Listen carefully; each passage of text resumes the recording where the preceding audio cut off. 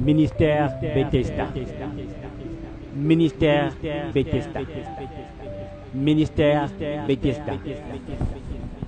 Quand Dieu te dit tu ne mangeras pas de tel animal, il n'est pas en train de te demander de ne pas manger de tel animal parce que tel animal te conduira vers la mort. Sinon, ce serait une contradiction avec ce que l'évangile annonce. Le Christ lui-même dit que tout ce que Dieu fait est bon et l'apôtre Paul vient le confirmer. Il suffit de prendre avec action de grâce. Tout ce que tu veux manger, tu peux le manger.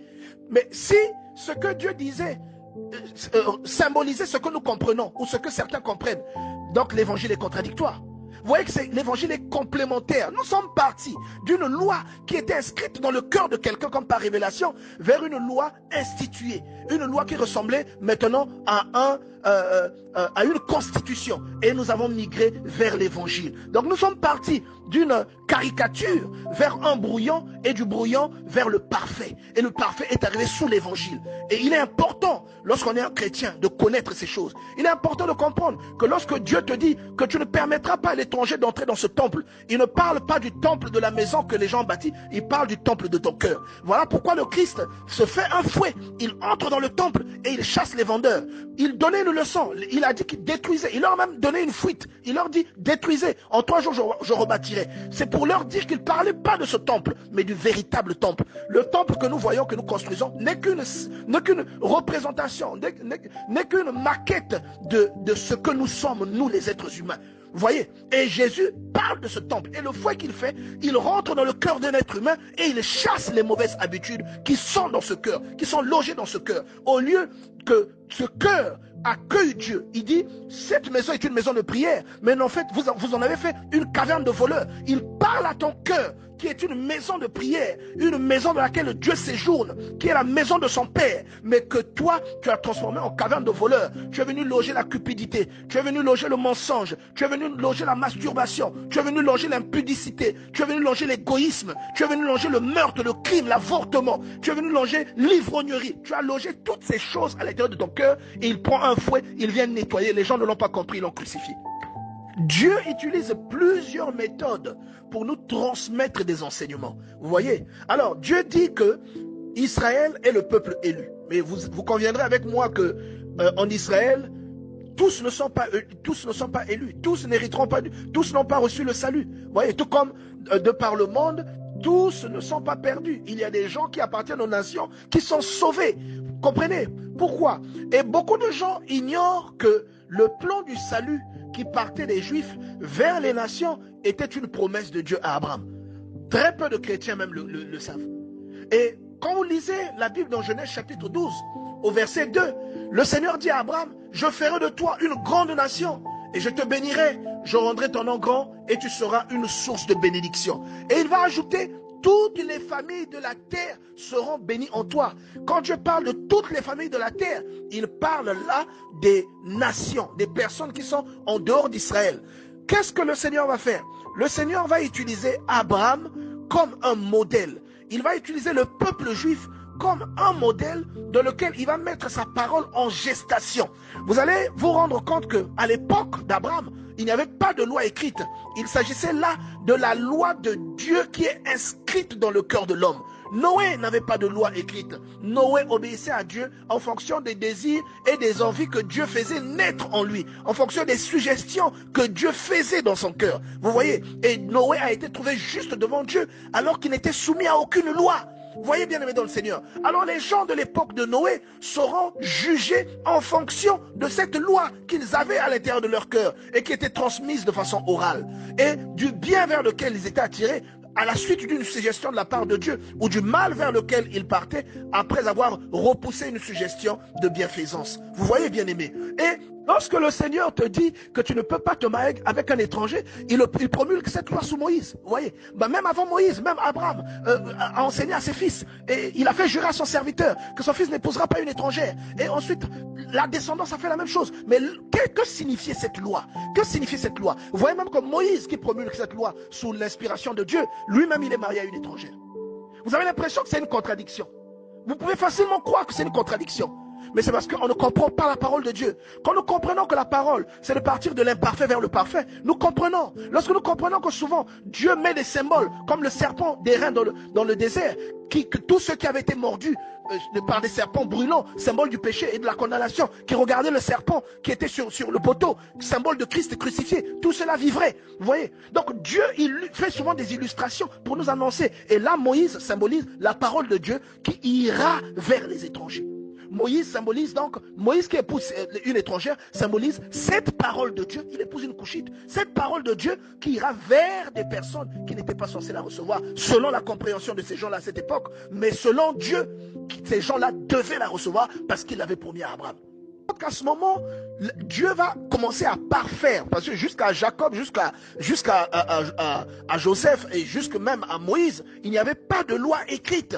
Et qu'est-ce que Dieu va faire? Dieu va faire une sorte de constitution. Dieu va promulguer une loi et il va de façon officielle faire de cette loi-là un élément incontournable qu'il fallait observer et qui était un signe de plus à l'allégeance d'avec Dieu. Vous voyez, il y avait d'abord la circoncision et après la circoncision qui était obligatoire, il y a eu dans cette histoire de loi où les choses que les gens faisaient de façon libre ou par inspiration, telles que la dîme, telles que les offrandes, à ce moment, elles ont été correctement organisées, correctement détaillées et correctement hiérarchisées.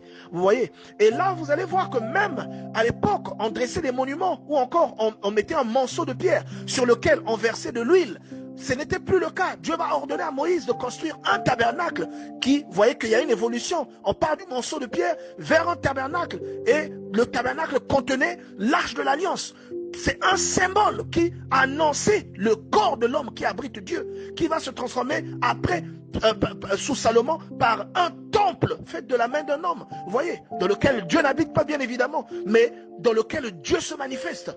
Vous voyez que Dieu utilise des leçons pour nous enseigner des choses très simples, mais il utilise des leçons grandeur nature bien-aimée dans le Seigneur. Et vous allez remarquer que dans les interdits, nous devons les couper en deux. Vous avez les interdits sur ce que nous devons consommer et vous avez les interdits sur ce qu'il ne faut pas emmener dans la maison de Dieu. Donc lorsqu'il te dit ne te marie pas avec l'étranger, il est en train de te demander de ne pas t'attacher à des habitudes que ton Dieu ne t'a pas recommandées.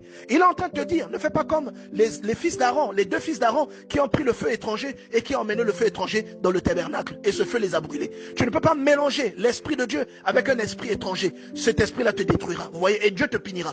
Dieu te sanctionnera. Bien-aimé dans le Seigneur, Dieu est un enseignant. Dieu est en train de nous enseigner. Quand il te dit tu ne peux pas manger tel animal, il est en train de te dire que c'est comme une plante. Quand on vient de planter un arbre, par exemple, il est tout petit, c'est une tige. Facilement, cette tige peut se casser. Qu'est-ce qui se passe? La tige doit être isolée, elle doit être protégée. On fait une petite barrière avec peut-être un seau ou encore avec des brindilles. On fait une barrière pour empêcher certains oiseaux ou certains animaux de s'approcher de cette jeune plante que l'on veut voir croître. Et c'est ce que Dieu a fait avec Israël. Il les a isolés. Il leur a appris à adorer Dieu. Il leur a appris le culte.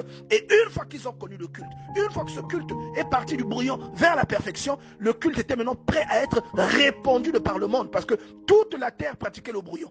Toute la terre pratiquait le brouillon. On connaissait Dieu. En Afrique, on connaissait Dieu. En Europe, on connaissait Dieu. Chacun appelait Dieu à sa manière et selon sa compréhension. Certains l'ont appelé Jupiter. D'autres l'ont appelé, par exemple, chez les Juifs, on disait Yahvé. Chez nous, on disait Nzambi. Et chez d'autres, on dit Krishna, etc., etc. Chacun l'appelait comme il veut, selon les manifestations. D'autres l'ont appelé de tous les noms. Certains l'ont appelé Ra. Mais tout le monde a essayé d'exprimer quelque chose, compris ou non, tordu ou correctement reproduit. Mais c'était le divin, c'est le besoin d'exprimer le divin que l'on ressent, le divin que l'on recherche. C'est un besoin naturel chez l'être humain d'aller vers Dieu. Et certains ont fait une distorsion de ce qu'ils ont reçu et ça a conduit beaucoup de gens à la perdition. D'autres ont mal compris et ils ont mal retranscrit, etc., etc. Et Dieu a pris un modèle qu'il a conservé, qu'il a emmené à maturité et à partir de ce modèle, il a répandu, il a voulu propager la perfection. Voilà pourquoi nous devons être tolérants, bien-aimés dans le Seigneur. Nous devons être tolérants. On a battu Paul. On l'a battu parce qu'on a soupçonné d'avoir introduit Timothée dans le temple. Si ces gens avaient la révélation, si ces Juifs avaient compris que le temple dont il était question, c'est le cœur de l'homme et que l'étranger qui ne devait pas entrer, c'est le péché, ils n'auraient pas battu Paul, bien-aimé. Je vous garantis, ils n'auraient pas battu Paul. Et finalement, lorsque l'évangile arrive, vous allez remarquer que quand l'évangile arrive, il y a quelque chose d'extraordinaire qui se passe, qui est d'abord annoncé dans Exode chapitre 12, dans l'Ancien Testament, où vous voyez les enfants d'Israël qui sont en Égypte, symbole du monde, qui doivent sortir de l'Égypte, libérés par la parole, symbolisés par Moïse. Qu'est-ce qu'ils doivent faire? Ils doivent sacrifier un agneau, le manger, c'est la Sainte Seine. Et ils doivent prendre le sang de l'agneau et le mettre sur le linteau des portes, ce qui symbolise le sceau du Saint-Esprit. Et grâce à ce sang qu'ils ont mis sur les portes des maisons, les maisons symbolisent les êtres humains. Et grâce à ce sang, les jugements de Dieu sont passés au-dessus des maisons. Et c'est ce qui est appelé la Pâque. Parce que Pâque signifie passer par-dessus. Vous voyez, ils ont été exemptés. Et tous les premiers-nés égyptiens sont morts. Alors, je vous rappelle que l'Égypte, à ce moment-là, symbolise la terre. L'Égypte symbolise le monde. Et tous ceux dans le monde qui n'ont pas le sceau de l'esprit, qui était symbolisé à l'époque par le sang de l'agneau sur les linteaux des portes, tous ceux-là sont frappés par les jugements. Quand vous venez dans le Nouveau Testament, vous voyez que c'est le Christ qui lui, devient l'agneau, la Sainte Seine, où les gens doivent boire son sang et manger sa chair, symbolisée donc par du pain et du vin. Et vous retrouvez la même manifestation dans le livre de Genèse chapitre 15, où vous voyez Melchisédek venir au devant d'Abraham avec du vin et du pain. Bien aimé, la Bible est remplie de mystères à petite échelle, mais qui annonce des grandes choses. Elle annonce des grandes choses. Vous allez remarquer que lorsqu'on arrive dans Actes chapitre 10, la promesse que Dieu avait faite à Abraham, que beaucoup de gens avaient oublié, cette promesse s'accomplit parce que Dieu dit à Pierre de prendre une multitude d'animaux qui sont dans une sorte de drap, de les tuer et de manger. Pierre dit, je n'ai jamais rien mangé d'impur. Et Dieu dit, ce que je déclare pur, ne le déclare pas impur. Pour Dieu, ce n'est pas une surprise. Mais pour Pierre, c'est une surprise. Pour la plupart des Juifs, c'est une surprise. Pourquoi? Parce qu'ils n'avaient pas compris pourquoi Dieu avait interdit cela. Il fait sortir un peuple qui ne le connaît même pas bien. Le peuple d'Israël ne connaissait pas bien Dieu. Les patriarches le connaissaient. Mais il les fait sortir. Il les emmène dans le désert pour leur apprendre le culte, pour leur apprendre comment servir Dieu.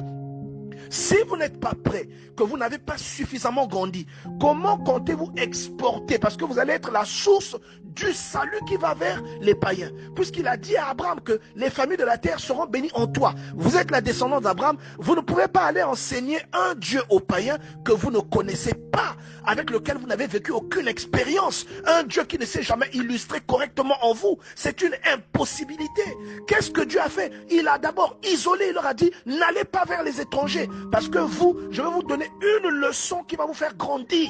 Une leçon qui va vous emmener sur le toit et qui va vous permettre d'avoir une vision large, une compréhension profonde de la divinité que vous allez ensuite déverser, non par votre volonté, mais par ma volonté. Et vous déverserez cette divinité, cette expérience de divinité aux autres. Donc, c'est là que vous voyez que Corneille qui faisait des œuvres, mais qui n'était pas sauvé. Il priait continuellement d'après Actes chapitre 10, mais il n'était pas sauvé. Il payait l'aumône, mais il n'était pas sauvé. Il a fallu qu'il reçoive le Saint-Esprit, le sceau que vous voyez dans Exode chapitre 12, le sceau qui symbolise le Saint-Esprit, qui hier symbolisait le sang de l'agneau sur les portes. Et derrière, vous voyez que Paul a eu beaucoup de problèmes. Parce que Paul avait la révélation. Paul leur a expliqué que la circoncision n'était qu'une ombre. Une ombre de l'alliance qui liait l'homme à Dieu. Et aujourd'hui, il dit que cette alliance est en Christ. Vous n'avez plus besoin de pratiquer la circoncision. Les gens lui ont cherché des querelles. Ils ont dit, tu prêches contre le temple et contre la loi de Moïse. Ils lui ont dit, tu pousses les étrangers à ne pas judaïser. Bien-aimés dans le Seigneur, beaucoup de personnes jusque de nos jours ont une conception même de l'évangile, une conception fausse, une conception erronée. Ils vont à côté et ils sont plus sévères même que Dieu n'est sévère lui-même. C'est quelque chose que nous devons corriger, bien-aimés. Nous faisons beaucoup de mal autour de nous, parfois parce que nous n'avons pas compris l'essentiel du message de Dieu. Le message de Dieu se résume en un seul mot, l'amour. C'est l'essentiel du message de Dieu. Tout ce qu'il y a autour, c'est pour nous conduire vers l'amour, la perfection. Même quand il disait, si tu voles, on va te couper la main. Il ne disait pas ça parce qu'il voulait que quelqu'un devienne manchot. Il disait ça pour que quelqu'un ait peur qu'on lui coupe la main et que par cette peur quand même, qu'il apprenne à respecter et à honorer l'autre. Et en grandissant, lorsque lui, il serait passé parce qu'il avait peur de la punition, son fils qui viendra après lui n'aurait plus peur de la punition parce que pour ce fils, cela deviendrait une coutume qu'on applique aveuglement sans avoir besoin d'être poussé. C'était le but de Dieu. Et qu'une fois le parfait arrivé sous l'évangile de Jésus-Christ, on comprendrait alors que c'est l'amour qu'il nous enseignait. Voilà pourquoi Jésus vient leur dire, on vous a dit œil pour œil, dent pour dent. Moi, je vous dis, si on vous gifle, tendez l'autre joue. Si quelqu'un vous prend votre vêtement, laissez-lui aussi votre manteau. Il leur dit que c'était ça que cette loi signifiait. Mais la pédagogie était différente en fonction du niveau. Un enfant qui est au CP, vous lui dites 1 plus 1 égale 2. Un enfant qui est en 6e, vous lui dites plus 1 moins 1, il trouvera ça très logique, vous voyez, contrairement à quelqu'un qui est au primaire. Cette loi qui était dans le cœur, la loi qui est venue sur Moïse et l'évangile, ce sont les 3 dispensations, les 3 éléments que Dieu a utilisés, bien aimés dans le Seigneur, pour parler au peuple. Et au dernier jour, tous ces peuples seront jugés en fonction de ces lois, comme l'apôtre Paul nous le précise bien dans le livre des Romains au chapitre 2, verset 14, en disant que quand les païens qui n'ont point la loi font naturellement ce que prescrit la loi, tout comme vous voyez, Balaam ne connaissait pas la loi de Moïse. Mais Balaam parlait à Dieu. Allez lire Nombre chapitre 22.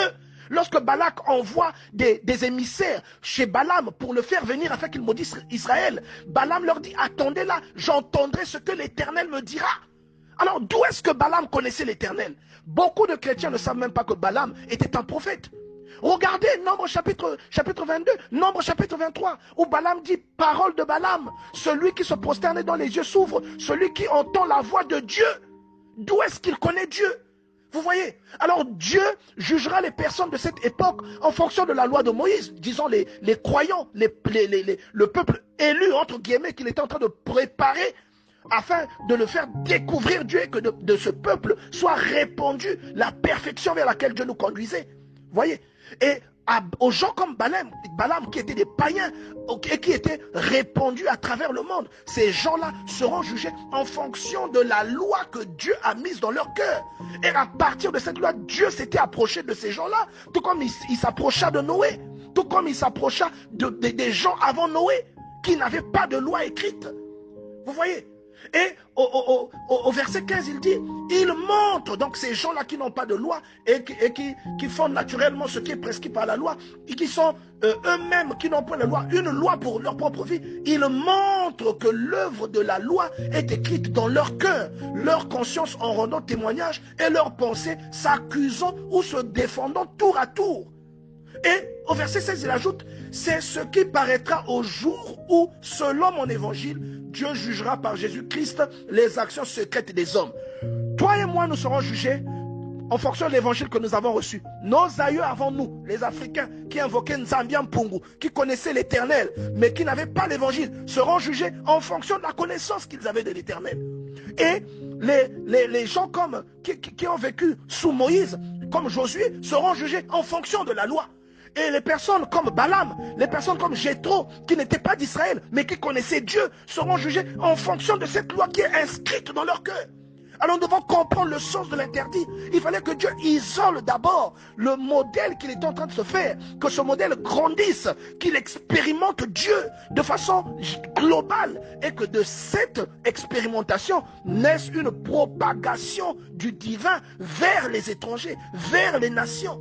Vous voyez? Et c'est la promesse que Dieu fait à Abraham dès le départ, dans Genèse chapitre 12, bien aimé dans le Seigneur. Mais un enfant qui est au primaire aurait l'impression que c'est une contradiction. Il va dire qu'on ne peut pas faire -1, -2.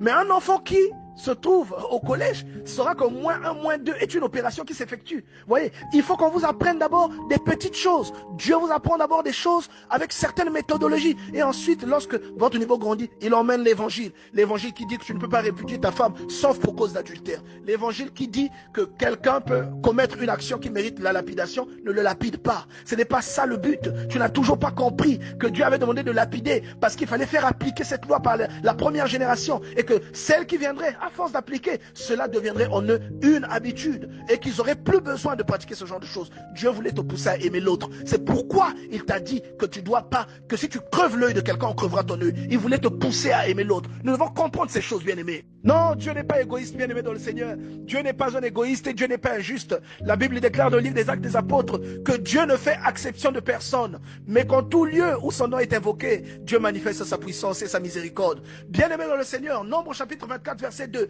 Balaam leva les yeux et il vit Israël camper selon ses tribus. Alors l'Esprit de Dieu fut sur lui. Comment l'Esprit de Dieu pouvait-il être sur Balaam si Dieu est injuste et qu'il n'avait choisi que Moïse et le peuple d'Israël? Comment l'Esprit de Dieu pouvait-il aller sur Balaam et pousser Balaam à prophétiser? Comment cela est-il possible? Cela prouve qu'en dehors de ceux qui avaient la loi, il y avait d'autres personnes par le monde qui connaissaient Dieu. Dieu les avait visités. Ils n'avaient peut-être pas une loi écrite sur un bout de pierre, mais ils avaient la loi de Dieu dans le cœur, tout comme ce fut le cas pour Noé avant eux, tout comme ce fut le cas pour Abraham avant eux, tout comme ce fut le cas pour Abel et Caïn avant eux. Regardez, Nombre chapitre 24, verset 3. Balaam prononça son oracle et dit, parole de Balaam, fils de Béor, parole de l'homme qui a l'œil ouvert, parole de celui qui entend les paroles de Dieu, de celui qui voit la vision du Tout-Puissant, de celui qui se prosterne et dont les yeux s'ouvrent. Comment Dieu peut-il être injuste? Comment Dieu peut-il avoir des interdits que nous comprenons tels que nous les comprenons aujourd'hui, alors qu'il y a des gens tels que Balaam, il y a des gens tels que Balaam, en qui l'Esprit de Dieu a réagi, en qui l'Esprit de Dieu s'est illustré,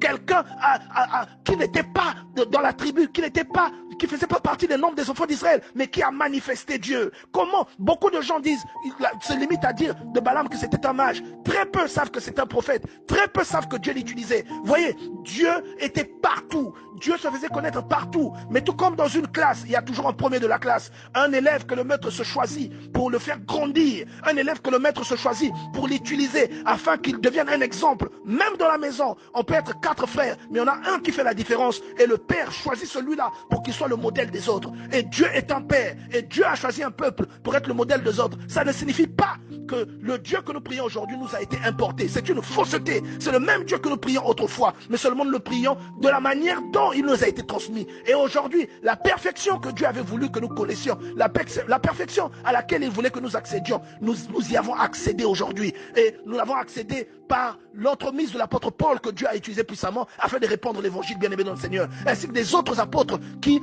à cette époque-là, ont répandu la parole de Dieu à travers le monde, bien-aimé dans le Seigneur. Comment voulez-vous que Dieu ne se soit manifesté qu'à un peuple et que le Dieu que nous prions aujourd'hui soit un Dieu importé? Si dans Nombre chapitre 22 verset 7, la Bible dit, les anciens de Moab les anciens de Madian partirent, ayant avec eux des présents pour le devin, et ils arrivèrent auprès de Balaam et ils rapportèrent les paroles de Balak. Et au verset 8, la Bible dit, Balaam leur dit, passez ici la nuit et je vous donnerai une réponse d'après ce que l'Éternel me dira. Et les chefs de Moab restèrent. Comment voulez-vous qu'ils se fient à Dieu et qu'ils leur disent que l'Éternel lui répondra? Ça prouve que Balaam et Moïse servaient le même Dieu, mais chacun à sa manière, et chacun dans des endroits différents, mais que tous deux avaient connu Dieu, que tous deux avaient reçu une onction. Voyez, comment voulez-vous que Dieu soit un Dieu qui est dans la xénophobie, dans les restrictions, et que le christianisme soit une religion aujourd'hui qui a la connotation que l'on veut nous faire comprendre? Si dans Exode chapitre 18 verset 12, on parle de Jéthro, le Madianite, beau-père de Moïse, qui offrit un holocauste à Dieu, et des sacrifices auxquels le grand prêtre Aaron et tous les anciens auxquels ils participèrent. Voyez, comment voulez-vous que cela soit possible? Ces gens connaissaient Dieu. Ces gens ne servaient pas ou n'avaient pas reçu la loi telle que nous l'avions reçue. Jéthro était sacrificateur de Madian. Et même le Coran précise que Jéthro servait Dieu. Et comment voulez-vous que Dieu soit dans les divisions, dans les séparations, dans les exclusions, et qu'il ait choisi qu'une personne, et que ces gens-là ont exporté leur Dieu? Comment voulez-vous que cela soit possible? Lorsque la Bible nous explique que Dieu connaissait, que beaucoup de gens à travers le monde connaissaient Dieu, que beaucoup de gens le servaient, mais que tous ne le servaient pas pareillement. Nous devons comprendre, bien aimés, les guerres qui se passent aujourd'hui dans le monde, les guerres interreligieuses qui ont eu lieu dans le passé et qui ont encore lieu aujourd'hui, nous devons comprendre que c'est une bêtise.